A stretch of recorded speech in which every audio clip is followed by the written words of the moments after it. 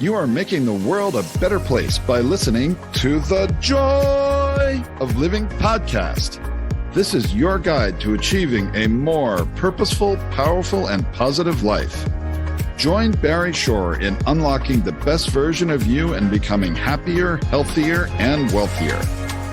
And now, here's your ambassador of joy, Barry Shore.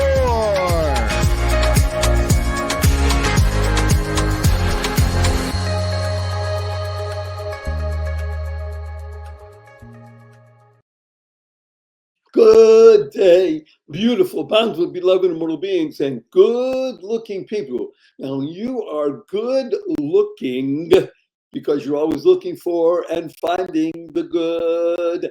That's the definition of a good-looking person, looking for and finding the good in life. And we have found enormous good because you are here and you have tuned in consciously and conscientiously to the Joy of Living with your humble host, Barry Shore, known as the Ambassador of Joy. Notice I didn't say the Ambassador of Joy, the Ambassador of Joy. And you tuned in because you've been with us for a while, or thank God people are coming in every week, another 20, 25,000 people, because you're telling your family and friends. And this is the place where we discuss the three fundamentals of life. And when you use these three fundamentals, the result is you'll be happier, healthier, and wealthier. Who doesn't want that?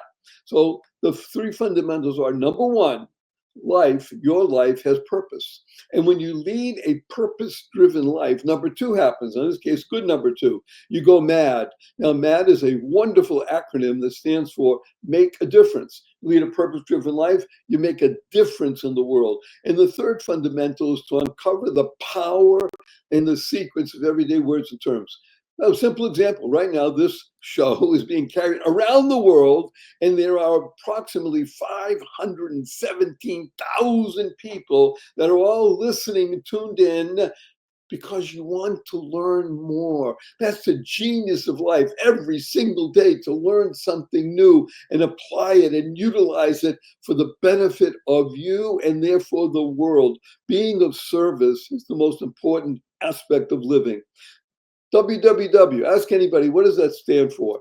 They'll tell you it has to do with the internet. And factually speaking, they're correct. However, in our world, the world of the positive, purposeful, powerful, and pleasant, www stands for what a wonderful world. And what is the word, right? WHATA. And of course, a tip of the hat and a big thank you to Louis Armstrong, Satchmo, for enabling that song, What a Wonderful World, to go viral and not just touch tens of millions or hundreds of millions, but billions of people around the planet. And whenever you hear the opening bars of What a Wonderful World, what do you do right away? You can't help it. You smile. Now, smile is one of the most important words you could ever internalize, utilize, and leverage in your life, because smile stands for seeing miracles in life every day. That's right, seeing miracles in life every day. Well, I'm going to tell you a quick story. It's about me. Imagine, if you can, I'm standing up in the morning, completely healthy and hearty, able to leap tall buildings in a single bound. And in the evening, I'm in the hospital, totally, completely paralyzed from my neck down. Can only communicate by blinking my eyes. And it was not from an automobile accident. It wasn't a spinal injury. It was a rare disease that took over my body in the matter of hours, when rendered me from being totally healthy to completely paralyzed. 144 days in the hospital. I was in a hospital bed in my own home for 2 years. I couldn't move. I was in a wheelchair for 4 years. I had braces on both my legs, from my hips to my ankles. That was progress. Thank God today I'm able to be vertical and ambulatory with the help of a 7-foot walking wand. So I'm a triped, not a biped. Can't walk up a stair by myself. Can't walk up a curb by myself. I have help 12 hours a day, 7 days a week. However, you hear my voice. Positive, purposeful, powerful, and pleasant. All because of this one word. Smile. Seeing miracles in life every day. Now, I got to tell you, I am privileged to speak to people all over the world every month. 2+ million people every month. And I do in-person events very rarely these days. I don't travel because of my situation. I live here in Henderson, Nevada, outside of Las Vegas. And recently I did an event. We had 1,127 people. And I'm telling you the story about Barry Shore and about seeing miracles in life every day. And some people raise their hand and say, hey, Barry Shore, but for hours we haven't seen any miracles. And I asked them, are you here? Can you hear? Can you stand still? I can't do that. Can you walk? I can barely do that. Do you have water to drink? Do you have food to eat? A place to sleep? Do you have family? Do you have friends? Every single one of those is a miracle. And what's the proof? Simplest proof. 1 million people didn't get out of bed this morning. You know why? They died. By definition, you didn't. If you're watching or listening, you're here. And therefore, you have an obligation to live life to the full, to live exuberantly. I'm going to tell you what happened just a couple weeks ago. My 8-year-old niece comes over to me and says, Uncle Barry, can we spell smile? S-M-I-E-L. I thought about it. Smile sounds the same. Why not? I asked her how come. She said, because then it would stand for seeing miracles in everyday life out of the mouth of an 8-year-old. What was she doing? She was creating the kind of world she wants to live in.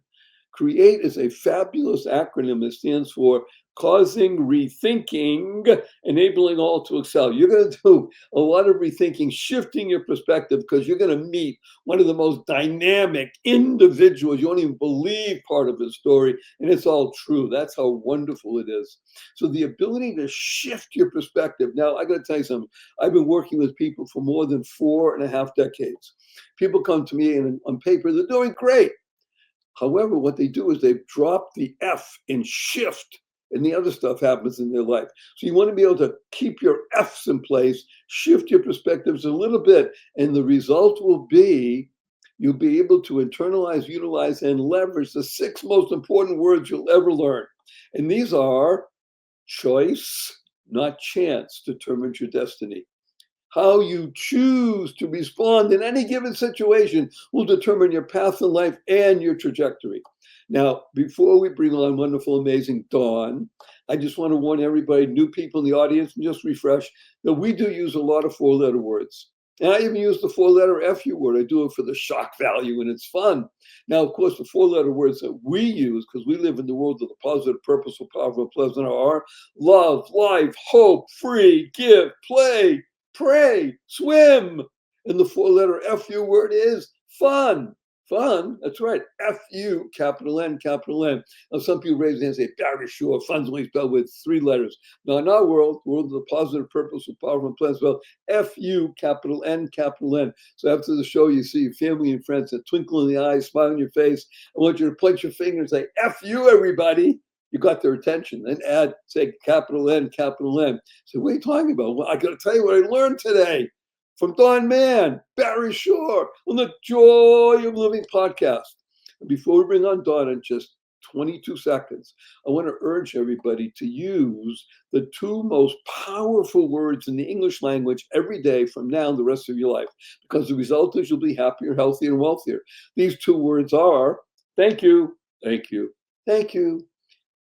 3 times a day, consciously, conscientiously. Thanks stands for to harmonize and nurture kindness. To harmonize and nurture kindness. KIND is a great acronym that stands for keep inspiring noble deeds. I can't think of anybody that inspires noble deeds that I want to share with you more than wonderful, amazing, fabulous Don Mann. Don, please say hello to 521,917 people around the world. Hello and hello, Barry. It's so good to see you, and I love your message. Your message is contagious. It's so uplifting, and I can't think of a better way to start the day than to listen to you. So Woo! thank Them loving words, Don. And we did, the check did arrive, obviously, right? Yeah. If I started telling everybody about your background and who you are and such as that, it would take the rest of the show. So I'm going to give 3 data points because it's just so important to understand. Don Mann is a Navy SEAL. Not was, he is still a Navy SEAL. And I think, and you mentioned to me, and we're going to talk about this in a little depth, you were in SEAL Team 1, SEAL Team 2, and SEAL Team 6. And then you'll tell us what the difference is. I don't know. Okay. The other thing is, he's a New York Times bestselling author. He didn't write 2 books or 5 books like I did. He wrote and published 22 books. So Don is a wealth of not just information or inspiration, he's a wealth for transformation. We talk about the T word on this show, Don, transformation. And he's also a TV host, executive producer of shows, and people love them because they do work. And again, we're talking about the T word, transformation. Information is a lot, it's everywhere on the internet. Inspiration, yeah, I just listen to Barry and Don, it's great. And then, 2 hours later, you need more. We're talking about transformation, real in depth. So let's begin with a topic that you and I really love a lot, and that is the ability to think of, set, and begin to achieve goals. Yeah, Barry. To me, my mind's fairly simple, but it's structured with two things: goals and mindset. And I think they go together really nicely. And when I say mindset, I mean we call it in the military and SEAL teams combat mindset, but goes way beyond just combat. It's having a powerful mindset, so you really, really believe that you can achieve what at once you might think is the impossible, but you can achieve big, big, big things if you put your mind to it. So that part's having the mindset that you can do it, and then set your goals really, really high, like you and I believe in so much, and achieve those goals. And even if for some reason you don't reach what I like to call that macro goal, and you're reaching all these micro goals on the way to that macro goal, you still might be up much, much higher than if you didn't go after that big giant goal. But my whole life, and I didn't plan it to be this way, it just happened to be this way, is picking giant, events or challenges that I once thought I could never do it. And then you see that as a macro goal, then you break it down little micro goals, and before you know it, you climb those micro goals and you accomplish the macro goal. And then the next macro goal has to be bigger or more challenging. And it just works for me, and I know it works for anybody. And I love talking about it. And it's kind of a force multiplier. It happens to one person, they talk to 100 people, and it happens to 100 people, and it just keeps going. And I love the process of that. And no matter what you do, you could be a speaker or a piano player or a corker or an athlete or a SEAL. We all have goals. And why not pick a big goal? Why When I got out of SEAL team, I was so disappointed in people. I didn't believe that people would set such low goals. They achieve those goals and they go home and they're happy with themselves. I still never got over that. Why set low goals? Uh, We're human beings. let, God made us. We can let's achieve so much. for a moment. I want to unpack because there's so much goodness in what you just shared with us. And let's go back to the beginning here. And as you said, the mindset and goals go together. And why not set a large, bigger than life, beyond your possibility thinking at the moment goal? So I want to mention something to you, and I think you'll back me up on this, that the ability to think of something big, i.e., the goal, is one step in the process. The next step in the process, which I have found to be most important, is the ability to write it down. Not just to have a goal in your mind and to think about it, maybe even articulate it, to write it down. I don't mean write it down, by the way, on the computer or on your phone. I mean a pen or a pen, pencil, and paper.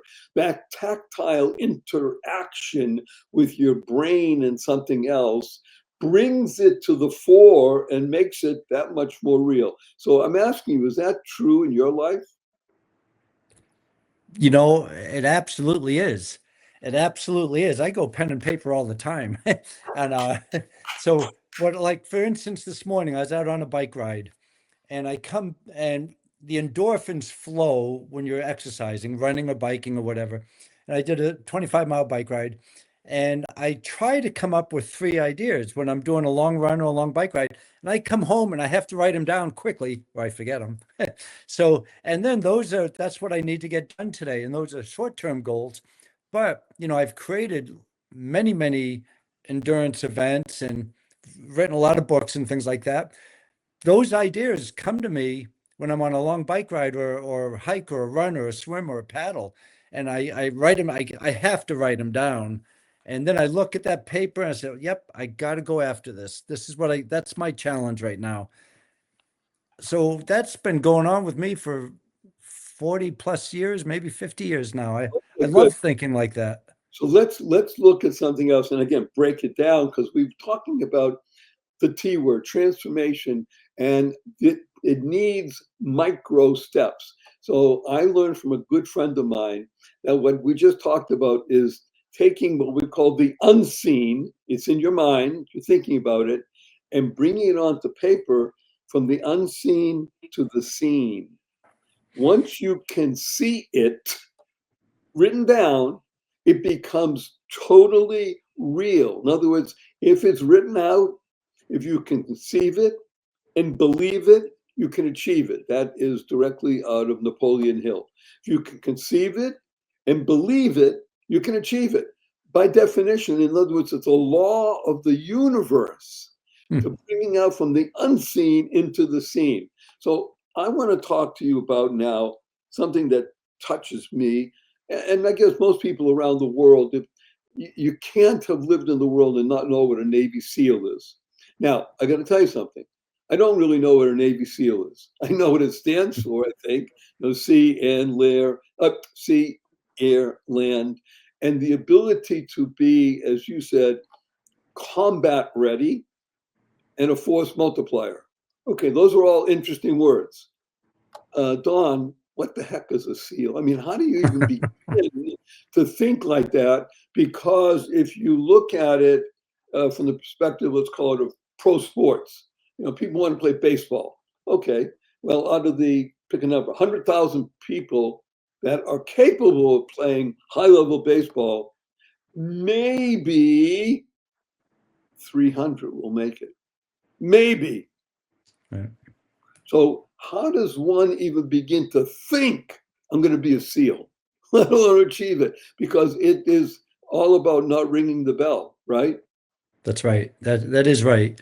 And Barry, I believe it starts even before you even go into the SEAL program, that your mindset has to be strong enough to even think that you want to put yourself through the punishment and the push-ups and all the training that it takes to become a SEAL.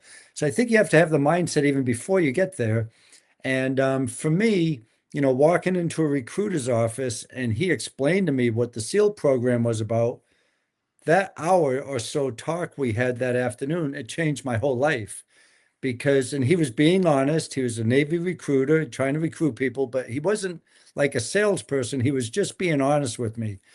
And he said, there's good days, there's bad days. You'll remember the good days. You won't really think about the bad days. But he told me about the SEAL program, and he showed me a video. It was called Men with Green Faces. And I saw these guys exercising and parachuting and diving and jumping and shooting and going all over the world, and really fit guys. And I was thinking, there's nothing in this world I want more than that. And I knew that hour. And then my life had changed, that everything I was going to do in life was to become a stronger person so I could be a better candidate to go through BUDS, basic underwater demolition SEAL training, and to be the best SEAL I can be. And then I retired after being at SEAL Team 1, SEAL Team 2, and SEAL Team 6. And then I've been in SEAL programs still till today. So basically, from being a teenager, now I'm 68. It's been basically 50 years I've been involved with the SEAL program. And I am so fortunate that I bumped into that one recruiter, Diamond Jim Brady. I remember his name. Diamond Jim, I love it. You can't make this stuff up, right? No. Okay, let's do the following, because I want to go a little deeper on the other side. We have people who love our show, sponsor it, and we wouldn't have them on if we didn't think they're worthy of your time and attention. So we're going to be right back with more Don Mann, the Frog Man, the Seal Man, and other aspects of living large right after this brief message. Don't go away. Hello, skincare connoisseurs. If you think you have tried everything in skincare, you are going to love what I am about to tell you.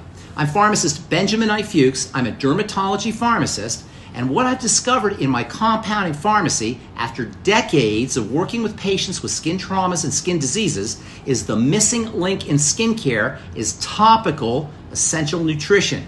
And because of this missing link, we're not maximizing the potential of topical skincare. We're leaving skin beauty and skin health on the table. And that's why I formulated my Truth Treatments. Listen, the skin's an organ.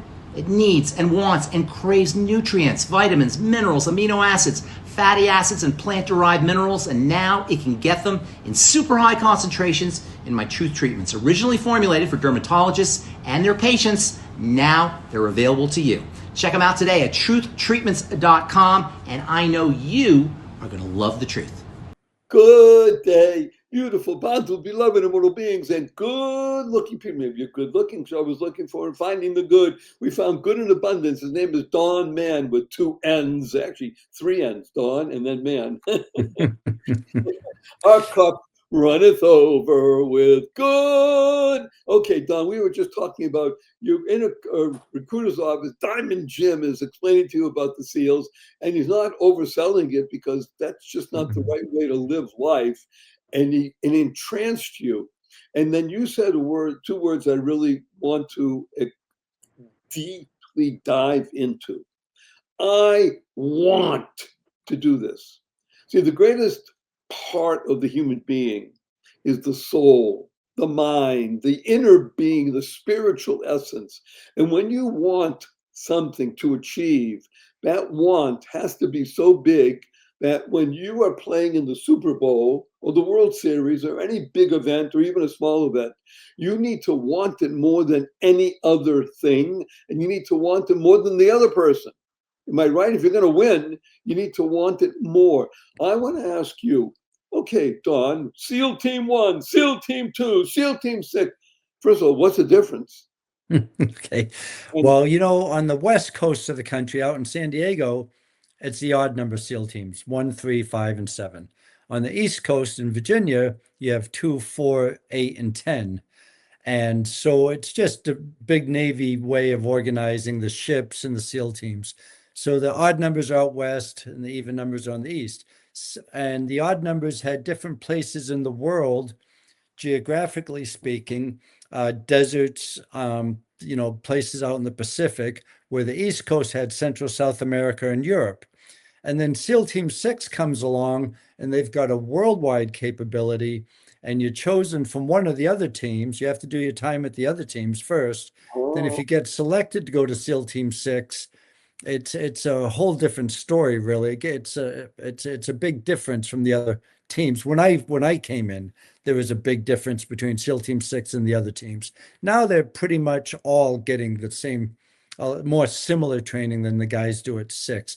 But 6 had an unlimited budget, and it was the Trojan horse for the president. Like, break glass in case of war. My guys are here, but you were gone. You were gone 300 days a year.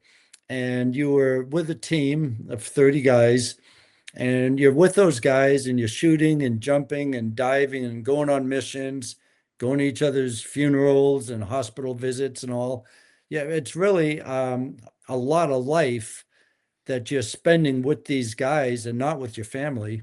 And so it is a commitment. Like you said, you have to really want it more than anything. And the guys there, they do want it more than anything, or they wouldn't be there. It's not for the money, and it's just because they like to push themselves. And well, I'll say, not for my case, I love pushing myself physically, but I like doing it for God and country too. And there's a patriotism in me that I needed to have served. And I always believed we were doing the right things. And also, since being a SEAL, I believe the lessons learned and the mindset and the wisdom that comes with those years, that I've enjoyed sharing that to people who want to listen to it. But I do believe, as I've been able to talk with many thousands of people over the years, and I believe some of the lessons that I've learned have translated to them. Over the years. So I want to ask, first of all, something that deep within me to ask you, and if you can't answer it, that's okay. when you become a SEAL, which is one of the highest levels of achievement in the world of the armed forces, right? That's fair Yeah. to say. You have to have a combat mentality, combat mindset. Now, combat doesn't mean just jumping out of plane, shooting and rolling and diving and it means, I'm saying this, the ability to take out the enemy. In other words, to do what needs to be done, eliminate evil because Yeah, we're for God and country. In other words, we're on the right side.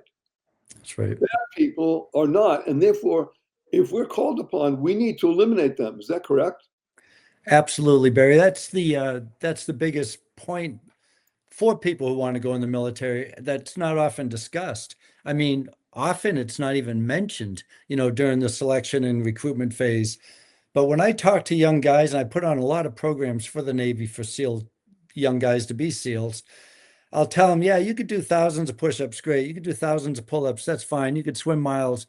That you have to do all that stuff. But the reason the government's going to put you through $1 million+ worth of training is because you're a killer. You have to have the ability to look at the bad guy and defeat the bad guy, neutralize the bad guy to save your team buddies and to make the world a better place. And you have to believe that.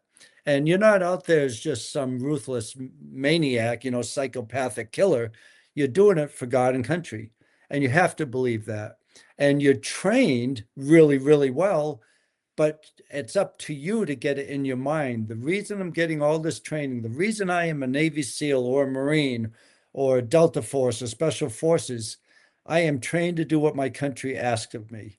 And that is hard to get there. That's why you swim and dive and jump and do these 20-mile hikes and all that. It's hard to get in. Actions at the objective is possibly looking at the enemy in the eyes and neutralizing them, and then having to get out.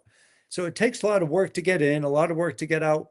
But the hard part, the hard that you have to have right with God is I am ready to take out this person and it's going to make the world a better place.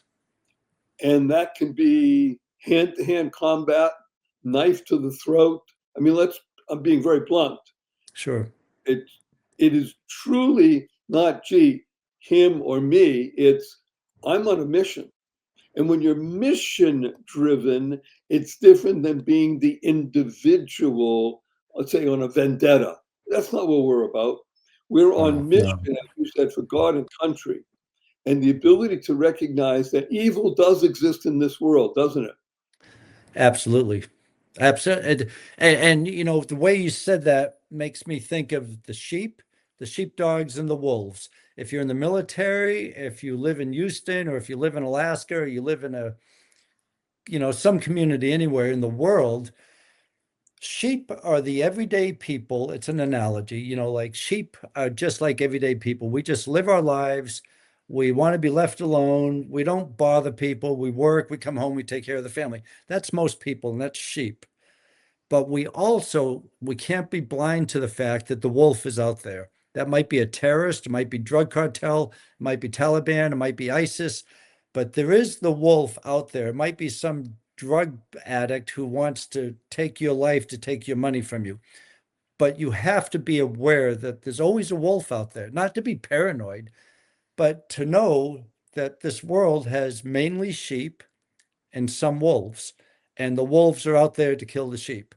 But luckily, we have the sheepdog, and the sheepdog is the military. It's the SEALs, Special Forces, the Green Beret, the Delta Force, the Marines, our firefighters, the police departments, the shield.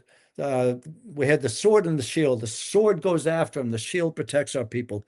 But they're all sheepdogs. They protect the sheep against the wolf. They look like sheep, but you break glass in case of war, and that sheepdog comes out to take care of its people. So in the military, we're the sword. We go out and we fight so these people don't come to our country. And in the United States, we have our law enforcement, our great men in blue, men and women in blue, who take care of us, and they're the shield. But we're all sheepdogs taking care of the sheep and taking care of our flocks. Woo! So DOGS is a great acronym that stands for doing of good successfully. That's That's great. right. Doing the Yep. good successfully. Well, you just touched on a point I want to bring out. I didn't even think of it until you mentioned. You're right. It is the men and women in law enforcement, the blue line. Um, are there women that are SEALs? No, they're not. They're not. And so there are women who, I've trained with some of the toughest women in the world, and they could shoot better than most SEALs I have seen. They could do more sit-ups than a lot of SEALs. They could do a lot of things that SEALs can do, but the way the SEAL program's structured, um, they wouldn't. I've never met a woman in the world who can come close to making it through SEAL training yet. The bodies are just different. And like, for instance, I've never met a woman who could pick up a 200-pound man and drag him off a battlefield. It's just women are built differently. Thank God. But yeah, that is a good thing. Yeah. And but it's not, the program's not meant the way it is right now to have women in. Now, women can be supporting assets, and they do great things for the SEAL community and for Delta Force and the French Foreign Legion and the Israeli Defense Force. I mean, there's some hardcore women fighter pilots. I mean, they are hardcore and they do a great job. But the way SEALs program set up with buds and then SEALs, it doesn't work right now for women. And I know there's a big push trying to make it work for women, and there's a big resistance against it as well, because in the SEAL community, it's really not trying to make everybody happy and to try to make the world happy, like we're treat everybody the same and all that. It is, we got to be the strongest we possibly can be, and we're not going to make adjustments to please one section of the community. Glad to hear this. Okay, let's. I want to mention. Well, I'm going to ask you directly. You've been in combat, I presume. Yeah.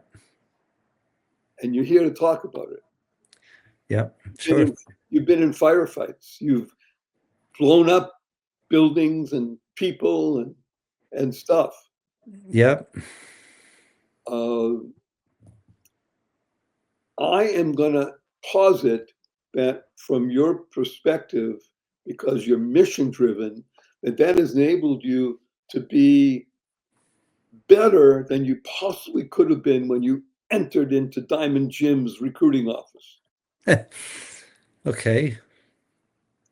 Because combat tests a man. Yep. Fair to say? Absolutely. Absolutely. So I've got this feeling of guilt because the 21 years I was in, we did see combat. We did. And we thought we were really busy and combat hardened and all that.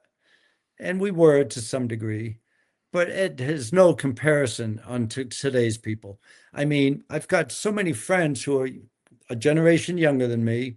They went into BUDS, went into SEAL team, and their whole adult life they were in war.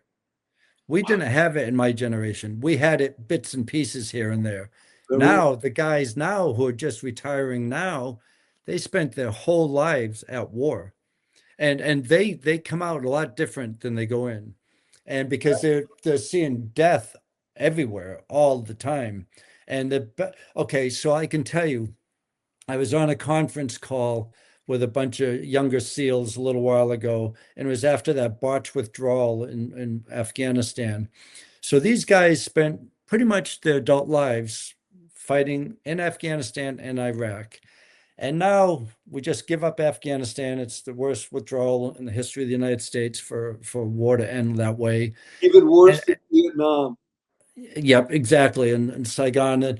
And these one guy, one of the toughest guys I ever knew, was crying, saying, wait a second, a lot of us, when you're in the military for 20, 25 years, you might lose a mother or a parent or some relatives, maybe a child, and 4 or 5, 8 good friends. You might lose that. And I haven't even gone to their funerals because a lot of times you're away deployed. But yeah, you lose maybe 8 or so people in your life, somewhere around there when you're gone. This man said, a tough hardened SEAL. He said, I've lost 45 close members in my life. Oh, 45. And I've been away 300 days a year for my whole adult life, fighting in Iraq and Afghanistan, and we just throw up our hands and give back Afghanistan. I mean, these guys, it tore them up into pieces. Now, I've been to Afghanistan maybe 8 or 9 times. I've been to Iraq, but not as a SEAL. When I got out and went as a CIA contractor, those guys in the military had it so much worse than we did, and they were fighting for what they believed in, and then nothing. I mean, it just destroys them when things like that happened. So getting back to combat, we chased combat. In my generation, we went after the combat. We wanted combat. Everywhere there was a chance for action, that's where we went. And in my generation, it was a lot of it was Central South America. So, but it doesn't compare to what's going on today. And now with China and Venezuela, what's happening now, it's we thought there was going to be some peace with maybe the war slowing down or ending, hopefully, between Hamas and Israelis and Ukraine and Russia. And we thought those were going to be put to rest. But maybe there is the peace agreement going on. But Venezuela's heating up. China's heating up. We've never had peace in my lifetime, and I don't think we're going to have it in my lifetime. And so these people come to the military, they have to know they're going in, they're going to get great training, whatever they do, but they have to know they're going in to kill people. That's the point. And they have to know they're doing it for the right reason. And it might be a lull or a period that I had that wasn't full of action, or they may step into a career that might take them into 20 to 30 years of war nonstop. It's a gamble. That's harrowing. You mentioned 3 letters. I want to go into those 3 letters. CIA. Okay, so it stands for Central Intelligence Agency. I'm a regular human being. I have no idea what that means. Can you give us a data dump in the next few minutes of Sure. what it is and why The CIA, it's powerful. It's a big, huge organization. It was started in 1947. After World War II, they had the OSS, and then that merged into what's called the CIA now. And Central Intelligence Agency, we now have 16 plus intel agencies in the country. There used to be the one, but basically the big purpose is to gather intelligence worldwide. But there's a lot of ways to do that. There's a lot of ways you could go into some country as a spy and live there and try to recruit their people to come over to our side. You could go over there, pretend like you're teaching them tactics or techniques or some military advice or training that you can give to them. In return, you get something back from them. And I've done a lot of that over the last 25 years, and it works out really well. A lot of these people want to come over to our side, but the CIA is very, very powerful. They've been accused of a lot of coups that did or did not take place. They've been accused of the MK Ultra project, which is a big project with the testing of the hallucinogenic drugs. A lot of that's coming out now. They're trying to get more intensity out of the soldiers during the Vietnam conflict. When we were losing, they wanted to get more intensity, more battle hardened people. One person may now be equal to 10 if they maybe have a substance. So they were doing projects like that. That's out in the open now that people are hearing about. But it's a lot of good. Some went bad. Some of the projects went bad, but it was very exciting. I had an uncle in the CIA, and when I was a little boy, I always knew after I get out of the military, I want to go in the CIA. And because it's the real stuff that's going on in our country. And fortunately, most people don't know what's going on with that because they shouldn't need to know, and it would disrupt what they're doing. For all the good they're doing, it would be disruptive and the good wouldn't be happening as much as it is. So let me put words in your mouth. CIA, as you said, gathering intelligence. Before, let's say, a couple of decades ago, was oriented towards what's happening outside of America. Today, we're also concerned about internal enemies, potentially, and disruption of our country. Is that true? It is true because now, yeah, well, just like you said, it used to be outside the boundaries. CIA works outside, FBI works inside. But now, we're seeing these cells, these secret cells coming into our country, usually up through Mexico, coming in, and they're terrorist cells, and they're called sleeper cells. Now, in the early 2000 to 2015 range, we were tracking 200 of these in the US, sleeper cells. And these sleeper cells, a lot of them are Muslim, and they would come in and they really believed in their God, Allah, Muhammad. They believed in that like we believe in ours. And but what they believed in is they have to come to the US and hope for a mission, some mission that'll disrupt the way we live to advance the way they live. And so these sleeper cells, these guys would come in, a lot of middle-aged, military age type people, not middle age, but military age men, not with women or children. They'd come in alone, they'd cut the hair, they'd cut the beard, put on a suit and tie, get a job, and they're hoping to get a mission. And there were 200 of those when we were last tracking them. And we're talking, okay, we're on the edge of our seats, Don. We're going to go to another quick break. Don't go away. There's more Don Mann talking to us about the realities of life and be aware of what's happening all around you. Because thank God we have sheepdogs. We'll be right back after this great message. Don't go away. Opportunity. What an opportunity. I'm going to use 2 4-letter words right now. Free gift. Free gift. Yes. You can have a copy of my best-selling book, The Joy of Living, How to Slay Stress and Be Happy, the ebook version for absolutely free. All you have to do is send an email to me, Barry, Barry, at barryshore.com, and in the heading, the subject line, just write, free gift. It's as easy as that. This is a life-changing, life-enhancing opportunity. Barry at barryshore.com. You'll be glad you did. Thank you, thank you, thank you. Free gift. Do it now. Take the action. Make it happen right now. Best wishes. Bye. Good day. Beautiful, bountiful, beloved, immortal beings, and good-looking people. You're good-looking. So I was looking for and finding the good. We found good in abundance. His name is Don Mann. Don is one of the sheepdogs of the world. We listened to previous parts of this wonderful interview. DOG stands for doing of good successfully. That's what he was trained to do that. Now, the way he was trained is by becoming a SEAL, an American SEAL. And that doesn't mean he has flippers, although he may, actually. He doesn't eat, well, he does eat fish, but not in the same way as the SEAL. He was a SEAL 1, a SEAL 2, a SEAL 6. He's in the CIA. And we're now dealing with what's happening in our world today, and specifically in the United States of America, because I'm going to say these words and ask you to speak about them, Don, in the next few minutes is what we have left, is we're under attack, more so than we have been in since World War II. In other words, 1993 was the opening salvo. That was the World Trade Center bombing. Didn't work, thank God. And people laughed. These people couldn't blow up a building. Great.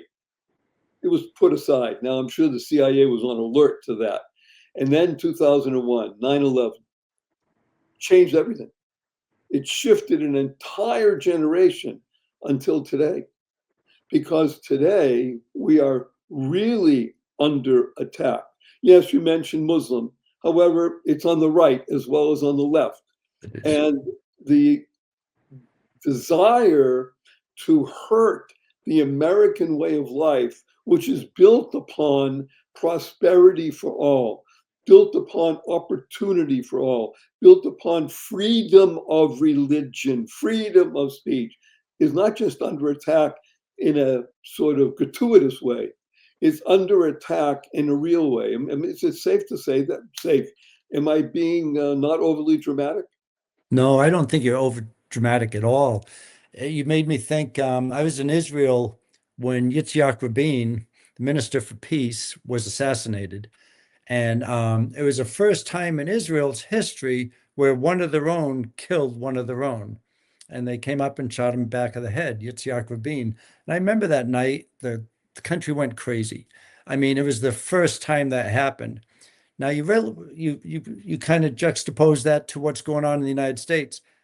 There's a shooting in every city. There's a killing everywhere. We don't even pay attention to them that much. But Israel had that one person who killed an Israeli leader. Now we have assassination attempts on our presidents. We've had our presidents killed by our own people. And it seems like there's a big population of our country that is dead against our leadership. And it's just so different now than it used to be, because the right and the left weren't that apart. But now there's that faction that's so far out to the side that if they don't like the speaker, or they don't like the person who's speaking, maybe a conservative voice or a voice they don't want to hear, there's a lot of people now who are okay with killing that person in our country. And it's happening a lot more than it used to. And I think it's getting worse. So not only do we have our foreign enemies coming into our country, but we have our own people also that could be the wolf that want to take out the sheep. And so the sheepdog's got to be aware of our own people in our country now, not only the foreign actors coming in to try to destroy our way of life. So I want to ask two questions. One is a comment, the other is a question. The comment is that we're recording now in the year of 2025. People will be watching this podcast 10 years, 25 years, 100 years or more from now. So they'll be interested because they say, wow, look at those people back then, and et cetera, et cetera. Mhm. Will be around. Not we will, but people will be watching 100 years from now. And just a couple of months ago, one of the great rising stars of the American constellation was killed because of speaking out ideas that other people didn't like. Charlie Kirk, 32 years of age, speaking about God, country, and living life of values, was assassinated by someone who said, I don't agree with, I think he's speaking hate speech. It was enough of a shock that it, excuse the pun, it triggered an uprising of people who begin to see our country's under attack. My question to you is, Don Mann, as a man who's been involved with government, with being a sheepdog for half a century almost, are we capable of tracking and knowing and making sure that the wolves are not successful? I hate to answer it this way, but I'd say we're not nearly close to 100% of capable of doing that. The wolf is going to get away with things, and we're not going to stop them all. We're not. I wrote a book on history's assassins, and the Charlie Kirk assassination really bothered, of course, so many of us in this world. But what if there is a silver lining among any assassination? There seems to be a common silver lining theme that occurs, and it did happen with Charlie Kirk's assassination. Is whoever is against the voice speaking, in this case Charlie Kirk speaking, however much they want to put down that voice and maybe not want to hear about God, country, family, and good values and all that, for whatever reason they want to shut down Charlie Kirk. What happens is exactly opposite of what the shooter wanted. Now, look what happened after Charlie Kirk's assassination. Now there's chapters all over this country, and big audiences being filled and stadiums being filled, and the messages just be reverberated over and over. Talk about a force multiplier. Charlie lost his life. I would think Charlie losing his life, if he thought losing his life would create all of this, he probably wouldn't think it was such a bad thing in the end, because of what all his hard work did, and that message going all over the world louder than it ever was going out. So yeah, I'm not saying it's there's a little bit of silver lining, is that his message, he passed away. It was terrible.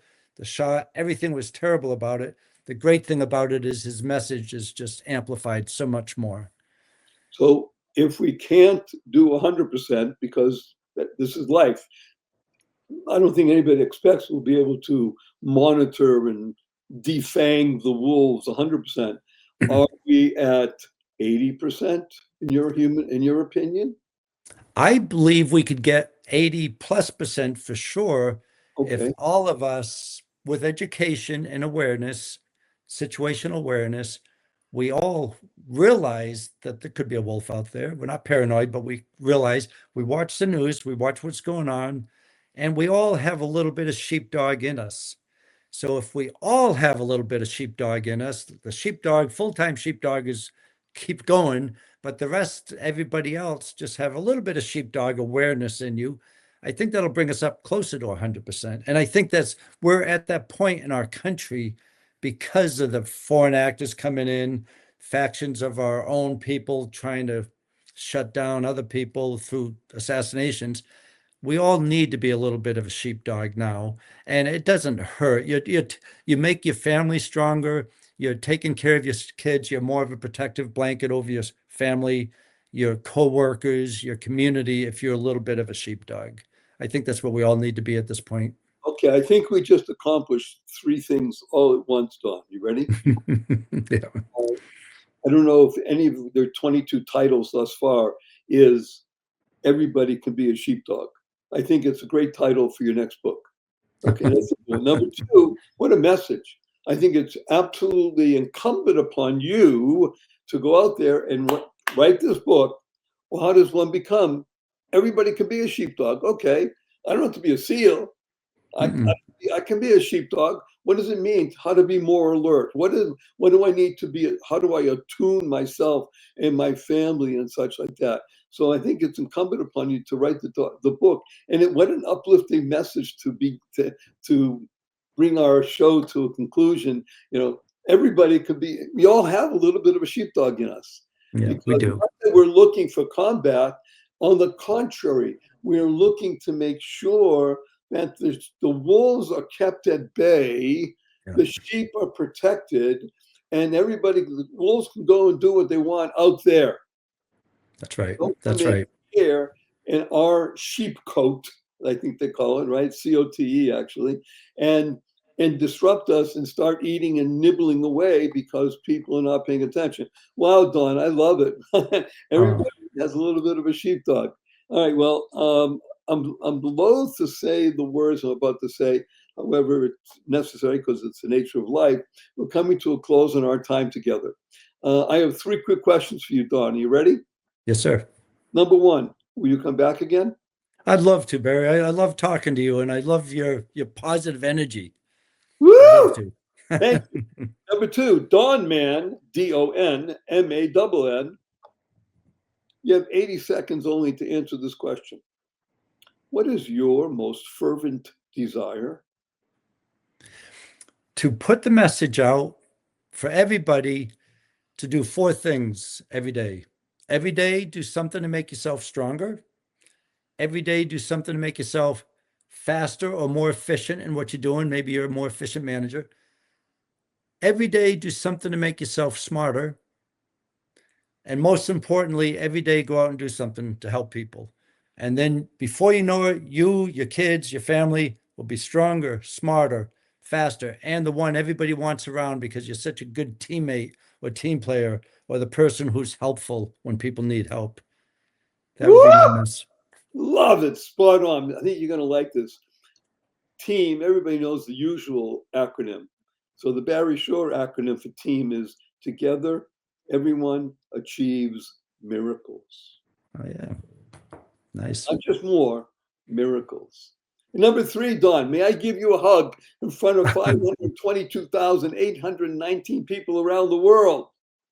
Of course. Let me tell you what HUG stands for. Heartfelt, unlimited giving. Are you ready, sir? One, Yes, sir. 2, 3.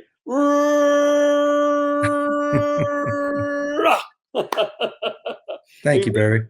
Thank you. This show is not about Don Mann, great guy that he is, or Barry Shore, fabulous show. This show is about you. Y-O-U. You becoming the best you, because when you are the best you, you make the world a better place. You build more bridges of harmony, create more joy, happiness, peace, and love in the world, because you're tuned in consciously and conscientiously to the joy of living with your humble host, Barry Shore, the ambassador of joy. Joy is a great acronym that stands for Journey of You. We've been learning about Don's journey. As he said, everybody has a little bit of sheepdog in it. The journey of you. Remember to use the 3 fundamentals of life so you'll be happier, healthier, and wealthier. What are they? Number 1, life. Your life has purpose. Number 2, you lead a purpose-driven life. You go mad.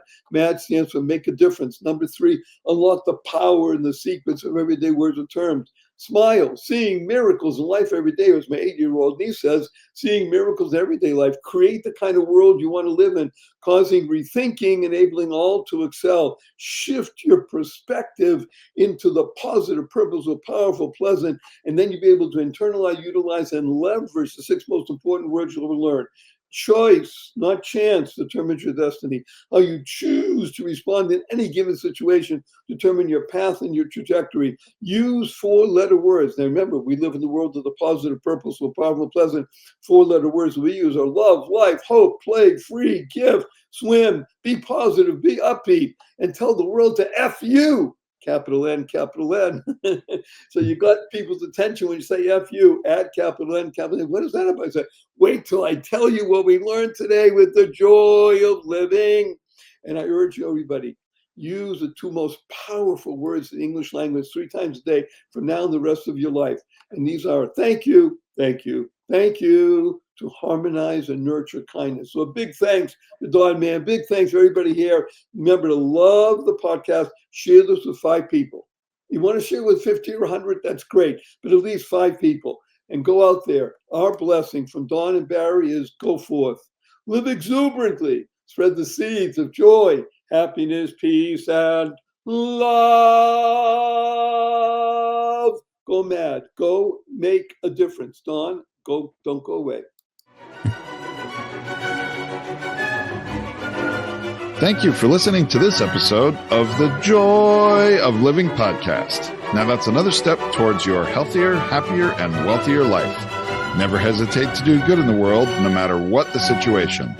Join us for another upbeat discussion next time at barryshore.com. And be sure to leave a rating and subscribe to the show to get more conversations like this. And remember to share it with your family and friends too. See you on the next episode.